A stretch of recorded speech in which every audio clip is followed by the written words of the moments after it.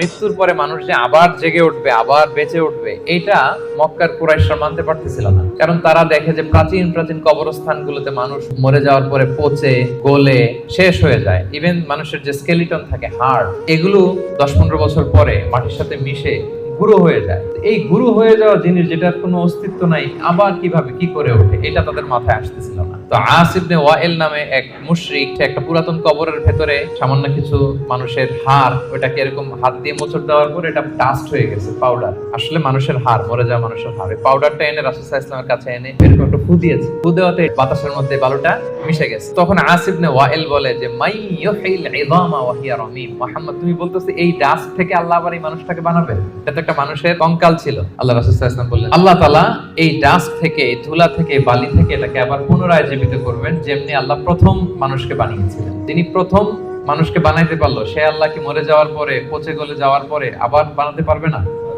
এবং আল্লাহ রাসূল সাল্লাল্লাহু আলাইহি ওয়াসাল্লাম বলেছেন মানুষের দেহে একটা হাড্ডির কণা আছে, ইন্না ফিল ইনসানি আযমুন লা ইয়াকুলুহুল আরদু আবাদান। একটা হাড্ডির কণা আছে যেটা কখনো মাটি বালু এটাকে খেতে পারে না। মিনহা ইউরাক্কাবুল খালকু ইয়াউমাল কিয়ামা, কিয়ামতের দিন এখান থেকেই মানুষের আবার পুনঃসৃষ্টি হবে। সাহাবারা বললেন আইয়ু আযমিন ইয়া রাসূলুল্লাহ, এই হাড্ডিটার নাম কি? আল্লাহ রাসূল সাল্লাল্লাহু আলাইহি ওয়াসাল্লাম বললেন আজবুদ জানাত। ডাক্তারি ভাষায় এটাকে বলে কক্সিক। আমাদের যে শিরদাঁড়া আছে না, মেরুদণ্ড, এই মেরুদণ্ডের একেবারে নিচে ট্রায়াঙ্গেল একটা ত্রিভুজ আকৃতির ছোট্ট বোন পার্টিকেল আছে, এটা নষ্ট হয় না। হিন্দুরা যে শ্মশানে লাশ পুড়ায়, সব পুড়ে যায়, ওইটা পুড়ে না। আমরা যে কবরস্থ করি, কবর মাটি সব খেয়ে ফেলতে পারে, কিন্তু ওই ছোট্ট হাড্ডি কণিকাটা নষ্ট হয় না।